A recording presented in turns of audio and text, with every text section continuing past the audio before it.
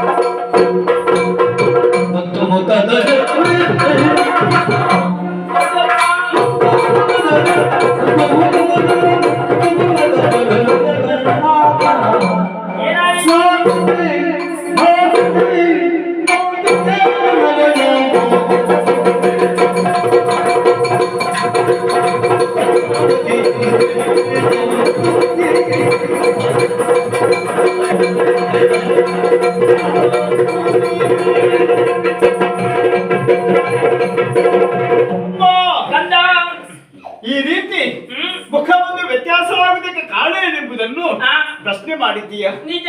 ಕಾರಣ ಇದೆ ಅಮ್ಮ. ಯಾವುದು? ಮೃಗಬೇಟೆಂಬುದಾಗಿ ಕಾಡಿಗೆ ಹೋದಂತ ನಾನು ಮೃಗಾಕ್ಷಿ ಊರನ್ನು ಕಂಡೆ. ಅಂದರೆ ನನ್ನನ್ನು ನೋಡಿದೆ. ಕಾಡಿನಲ್ಲಿ ಹೆಣ್ಣು. ಹೌದು. ಪರಿಚಯ ಕೇಳಿದ್ದೆ ಮಗನ. ಮಾತಾಡಬೇಕು ಮುಂದಾದಾಗ ಸರಿ.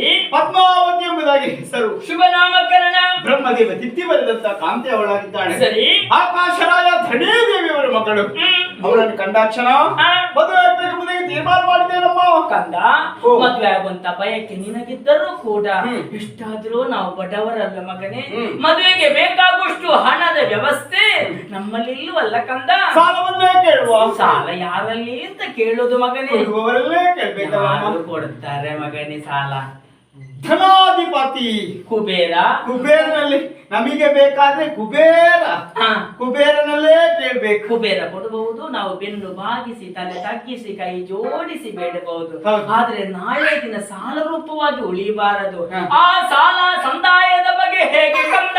ಅಮ್ಮ, ಕುಬೇರ ಇರುವಂತ ಜಾಗದಲ್ಲಿ ನಿಂತು ಅವನಲ್ಲಿ ಸಂಪತ್ತು ಬೇಡಿದ್ರು ಕೂಡ ತೀರಿಸಬೇಕು. ಹೌದು.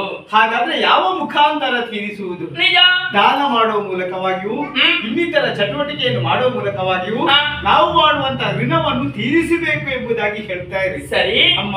ಏನಪ್ಪ? ಭೂಲೋಕದಲ್ಲಿ ಇದ್ದಂತಹ ಪ್ರತಿಯೊಬ್ಬರು ಕೂಡ ಸಾಲದಲ್ಲೇ ಇರುವವರು. ಸರಿ. ನಾನು ಯಾರು?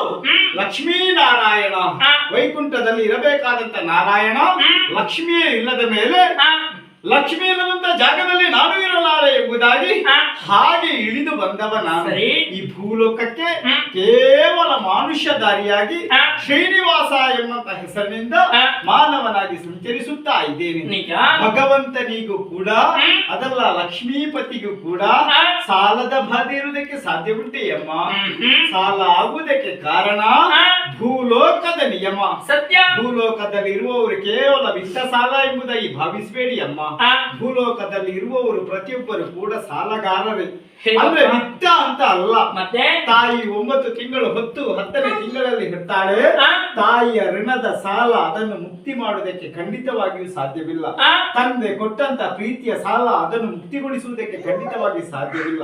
ಅಣ್ಣ ತಮ್ಮಂದಿರು ತಂಗಿ ಅಕ್ಕ ಕೊಟ್ಟಂತ ಪ್ರೀತಿಯನ್ನು ಮುಕ್ತಿಗೊಳಿಸುವುದಕ್ಕೆ ಖಂಡಿತವಾಗಿ ಎಲ್ಲವೂ ಸಾಲ ರೂಪದಲ್ಲಿ ಉಳಿಯುತ್ತದೆ ಮಗನೇ. ಖಂಡಿತವಾಗಿಯೂ ಹೌದು. ಹಾಗಾದ್ರೆ ಭಗವಂತ ಸಾಲ ಹೇಗೆ ತೀರಿಸ್ತಾನೆ? ಹೇಗೆ? ಕಾರಣ ಇದೆಯಮ್ಮ. ಯಾವ ರೀತಿಯಲ್ಲಿ? ಮುಂದೊಂದು ದಿವಸ 7 ಬೆಟ್ಟಗಳನ್ನು ಒಳಗೊಂಡಂತಹ ತಿರುಪತಿಯಲ್ಲಿ ನಾನು ನೆಲೆಗೊಳ್ಳುವುದಕ್ಕಿದ್ದೇನೆ. ಅಂಜನಾಚಲ, ಶೇಷಾಚಲ, ಗರುಡಾಚಲ ಎಂಬಂತ ಹೆಸರುಳ್ಳಂತ ಬೆಟ್ಟದಲ್ಲಿ ನಾನು ನೆಲೆಗೊಳ್ಳುವುದಂತ ಸ್ಥಳ ಅದಾಗಿರ್ತದೆ. ಶ್ರೀ ಅಂದ್ರೆ ಸಂಪತ್ತು. ಹೌದು. ದ್ರಾವಿಡ ಭಾಷೆಯಲ್ಲಿ ಅದು ತಿರುವು ಎಂಬುದಾಗಿ ಹೇಳ್ತಾರೆ. ತಿರುವು ಅಂದ್ರೆ ಏನು? ನನ್ನ ಜಾಗಕ್ಕೆ ಬಂದ ಮೇಲೆ ಅವನ ಜೀವನದಲ್ಲಿ ಒಂದು ತಿರುವು ಉಂಟಾಗ್ತದೆ. ಭಗವಂತನನ್ನು ಕಂಡ ಮೇಲೆ ಅವನ ಜೀವನದಲ್ಲಿ ಒಂದು ತಿರುವು ಉಂಟಾಗ್ತದೆ. ತಿರುವು ಎಂಬುದು ಪ್ರತಿಯೊಬ್ಬ ಜೀವನದಲ್ಲಿ ಬಂದು ಬರ್ತದೆ ಎಂಬುದಕ್ಕಾಗಿಯೇ ನಾನು ನೆಲೆಗೊಳ್ಳುವುದು ತಿರುವಲ್ಲಿ. ಸರಿ ಅಮ್ಮ. ಆ ಹೊತ್ತಿಗೆ ಅನೇಕ ಭಕ್ತರು ಮುಡಿಪು ಕಾಣಿಕೆಯನ್ನು ಹೊತ್ತುಕೊಂಡು ಬರ್ತಾರೆ. ಸರಿ. ಮುಡಿಪು ಕಾಣಿಕೆಯನ್ನು ಸೃಷ್ಟಿ ಮಾಡಿದ್ದು ನಾನೇ ಅಮ್ಮ. ಕಲಿಯುಗದಲ್ಲಿ ನಾನು ನೆಲೆದಂತ ಭೂಮಿಯಲ್ಲಿ ಅಣ್ಣ ತಮ್ಮಂದಿರು ಒಂದೇ ಮನೆಯಲ್ಲಿ ವಾಸ ಮಾಡಬೇಕು. ಅದು ಬಿಟ್ಟು ಅಣ್ಣ ತಮ್ಮಂದಿರೆಲ್ಲ ಬೇರೆ ಬೇರೆ ಆಗುವುದಕ್ಕೆ ಸಾಧ್ಯ ಉಂಟು. ಭಗವಂತ ನಿಂತಂತ ಭೂಮಿಯಲ್ಲಿ ಅಣ್ಣ ತಮ್ಮಂದಿರೆಲ್ಲ ಬೇರೆಯಾದ್ರೂ ಕೂಡ ಒಮ್ಮೆಯಾದ್ರೂ ಜೊತೆಯಲ್ಲಿ ಸೇರಿ ಒಂದೇ ಸಂಸಾರದಾಗಿ ನಡಿಬೇಕು ಎಂಬುದಕ್ಕಾಗಿ ಮುಡಿಪು ಕಾಣಿಕೆಯನ್ನು ಸೃಷ್ಟಿ ಮಾಡಿದ್ದೇನೆ ನಾನು. ಹೇಗೆ ಸಮರ್ಪಣೆ ಎಂಬುದು ಉಂಟಮ್ಮ. ದೃಷ್ಟಿ ಕರಿಮೆಣಸು ಭಗವಂತನಿಗೆ ಯಾಕೆ ಎಂಬಂತ ಪ್ರಶ್ನೆ ಒಳದೋರ್ಬಹುದು. ಅದಕ್ಕೆ ಭಗವಂತ ಶ್ರೀನಿವಾಸ ಪಾನಕ ಪ್ರಿಯ, ಪಾನಕವನ್ನು ಕುಡಿಯುವ. ಹಾಗಾಗಿ ಭಗವಂತನ ದಾಹವನ್ನು ಅಂದ್ರೆ ಅವನಿಗೆ ಆದಂತಹ ದಾಹವನ್ನು ನೀಗಿಸುವುದು ನನ್ನ ಭಕ್ತ ತಾನು ಕಳುಹಿಕೊಟ್ಟಂತ ಕರಿಮೆಣಸಿನಿಂದ ಮಾತ್ರವಲ್ಲ, ಒಂದು ಮುಷ್ಟಿ ಹಣವನ್ನು ಹಾಕ್ಬೇಕು. ಅದನ್ನು ಹೊತ್ತುಕೊಂಡು ಮನೆಯ ಹಿರಿಯವ ಬರಬೇಕು. ಆದಂತೆ ನೇರವಾಗಿ ನನ್ನ ದರ್ಶನವನ್ನು ಪಡೆಯುವುದಲ್ಲ, ಬರುವವ ವರಹಸ್ವಾಮಿಯ ದರ್ಶನವನ್ನೇ ಮಾಡಬೇಕು. ಕಾರಣ ಇದೆ ಅಮ್ಮ. ನಾನು ನಿಂತಂತ ಜಾಗಕ್ಕೆ ವರಾಹದಿಂದ ನಾನು ಪಡ್ಕೊಂಡಿದ್ದೇನೆ. ಹಾಗಾಗಿ ಅವ ಕೇಳಿದ್ದು ವಿತ್ತ. ಭಗವಂತನಾದ್ರೂ ಕೂಡ ಭೂಲೋಕದ ನಿಯಮದಂತೆ ನಾವು ನಿಂತಂತ ಜಾಗಕ್ಕೆ ಇಷ್ಟು ಎಂಬುದಾಗಿ ವಿತ್ತವನ್ನು ಕೊಡಲೇಬೇಕು. ಅಂದ್ರೆ ಭೂಮಿಯ ಋಣ ಹೇಗೆ ಸಂದಾಯ ಭಗವಂತ ಮಾಡುದು? ಅದು ಕೂಡ ಭಕ್ತರ ಮೂಲಕವಾಗಿ ನೇರವಾಗಿ ವರಹ ಸ್ವಾಮಿಗೆ ಹಾಲಿನ ಅಭಿಷೇಕವನ್ನು ಮಾಡಿ ನಾನು ನಿಂತ ಜಾಗದ ವಿತ್ತವನ್ನು ಒಬ್ಬ ಭಕ್ತ ತೀರಿಸುವುದು. ಸರಿ. ನೇರವಾಗಿ ನನ್ನ ಬಳಿಗೆ ಬರಬೇಕು, ನನ್ನ ದರ್ಶನವನ್ನು ಮಾಡಬೇಕು. ಆ ಮೂಲಕವಾಗಿ ಅವನ ಕಷ್ಟ ಏನುಂಟು ಅದನ್ನು ಪರಿಹರಿಸುವುದಕ್ಕೆ ನಾನಿದ್ದೇನೆ. ಸರಿ ಮಗನೇ. ಮಾತ್ರವಲ್ಲ, ತಿರುಪತಿಯಲ್ಲಿ ಲಡ್ಡು ಪ್ರಸಾದವೇ ಆಗ್ಬೇಕಮ್ಮ. ಯಾಕೆ ಮಗನೇ? ಎಲ್ಲರೂ ನನ್ನ ಭಕ್ತರೆಲ್ಲರೂ ಕಷ್ಟ ಕಷ್ಟ ಎಂಬುದಾಗಿ ಕಣ್ಣೀರನ್ನು ಸುರಿಸಿಕೊಂಡು ಭಗವಂತನೇ ಪರಿಹರಿಸಿ ಕೊಡು ಎಂಬುದಾಗಿ ಬೇಡಿಕೊಳ್ಳುತ್ತಾ ಬರ್ತಾ ಇದ್ದಾನೆ. ಯಾರು ಶುದ್ಧ ಭಕ್ತಿಯಿಂದ ಎಲ್ಲವನ್ನು ಬಿಟ್ಟು ನಾನು ನನ್ನದು ಎಂಬ ವ್ಯಾಮೋಹವನ್ನು ಬಿಟ್ಟು ನೇರವಾಗಿ ಏಕೋ ಭಾವದಿಂದ ಭಗವಂತನನ್ನು ಕಾಣುವುದಕ್ಕೆ ಬರ್ತಾರೋ ಸರಿ. ಅಂತವರಿಗೆ ಖಂಡಿತವಾಗಿ ಕೊಟ್ಟೇ ಕೊಡ್ತೇನೆ. ನನ್ನ ಜಾಗಕ್ಕೆ ಬಂದ ಮೇಲೆ ಭಗವಂತ ನನಗೆ ಏನು ಕೊಡ್ಲಿಲ್ಲ ಎಂಬುದಾಗಿ ಕಣ್ಣೀರನ್ನು ಸುರಿಸಬಾರ್ದ ಅಮ್ಮ. ಯಾಕೆಂದ್ರೆ ಭಗವಂತನಿಗೂ ಮತ್ತು ಜೀವರಿಗೂ ನೇರವಾದ ಸಂಬಂಧ. ದೇವರು ಜೀವರು ನೇರವಾಗಿ ಸಂಬಂಧ ಆಗ್ಬೇಕಾದ್ರೆ ತಾನು ತನ್ನದನ್ನು ಬಿಟ್ಟೇ ಬರಬೇಕು. ತಾನು ತನ್ನದನ್ನು ಇಟ್ಟುಕೊಂಡು ಬಂದವರಿಗೆ ಭಗವಂತ ಖಂಡಿತವಾಗಿಯೂ ಒಲಿಯುವುದಿಲ್ಲ. ಹಾಗಾಗಿ ಕಣ್ಣೀರನ್ನು ಸುರಿಸಿ ಬಂದಂತ ನನ್ನ ಭಕ್ತ ಹೋಗುವಾಗ ಸಿಹಿಯನ್ನೇ ಉಣ್ಣಬೇಕು. ಅವನ ಕಣ್ಣೀರು ನನ್ನ ಜಾಗದಲ್ಲಿ ಮುಕ್ತಿಯಾಗಬೇಕು ಎಂಬುದಕ್ಕಾಗಿ ಅವನ ಜೀವನವೇ ಆಮೇಲೆ ಸಿಹಿಯಾಗಬೇಕು ಎಂಬಂತ ಉದ್ದೇಶದಿಂದ ನನ್ನ ಜಾಗದಲ್ಲಿ ಲಡ್ಡು ಪ್ರಸಾದ. ಸರಿ ಅಮ್ಮ. ಮಾತ್ರವಲ್ಲ, ಬಕುಳಾ ಮಾತೆ ನೀನು. ಹೌದು. ತಾಯಿಯನ್ನು ಶ್ರೀನಿವಾಸ ಎಲ್ಲಿ ಇರಿಸಿದ್ದಾನೆ ಎಂಬುದಾಗಿ ಜನ ಪ್ರಶ್ನೆ ಮಾಡಬಾರ್ದು. ಅದಕ್ಕಾಗಿ ನಿನ್ನನ್ನು ಕೊರಳಲ್ಲಿ ಧರಿಸುವವನಿದ್ದೇನೆ. ಸರಿ. ಬಕುಳ ಮಾಲಿಕೆ ಅಂದ್ರೆ ತುಳಸಿ ಮಾಲೆ. ಯಾರು ತುಳಸಿ ಮಾಲೆಯನ್ನು ಶ್ರೀನಿವಾಸನಿಗೆ ಅಂದ್ರೆ ನಾರಾಯಣನಿಗೂ ಕೂಡ ಆಗ್ತದೆ ಆ ಕೊರಳಿಗೆ ಧರಿಸುವುದಕ್ಕೆ ಅವಕಾಶವನ್ನೇ ಮಾಡಿಕೊಡ್ತಾರೋ ಅಂತವರು ತಾಯಿಯ ಅಪ್ಪುಗೆಯನ್ನು ಭಗವಂತನಿಗೆ ಕೊಟ್ಟ ಹಾಗೆ ನೋಡಿದೀಯ ಅಮ್ಮ. ಭಕ್ತನಿಗೆ ಎಷ್ಟು ದೊಡ್ಡ ಅವಕಾಶವನ್ನೇ ನಾನು ಮಾಡಿಕೊಟ್ಟಿದ್ದೇನೆ. ಭಗವಂತನ ತಾಯಿಯ ಅಪ್ಪುಗೆಯನ್ನು ಭಕ್ತನವರು ಕೊಡುವುದಕ್ಕೆ ಅವಕಾಶವನ್ನೇ ಮಾಡಿಕೊಟ್ಟಿದ್ದೇನೆ. ಮಾತ್ರವಲ್ಲ, ಕಲಿಯುಗದಲ್ಲಿ ಕಲಿಯುಗ ವರದ ಕಲಿಯುಗವನ್ನೇ ವೈಕುಂಠ ಮಾಡುವಂತ ಹೊತ್ತು ಬಂದೇ ಬಂತು ಅಮ್ಮ. ಯಾರು ಸಂಕಟ ಎಂಬುದನ್ನು ಹೇಳ್ತಾರೋ ಅಂತವರಿಗೆ ನಾನು ವೆಂಕಟರಮಣ.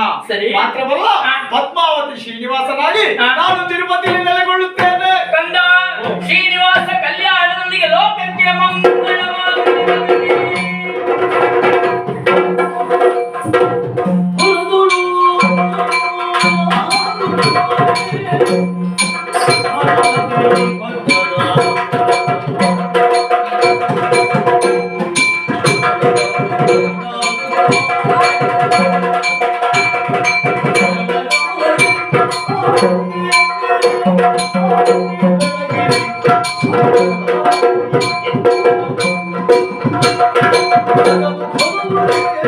Thank you.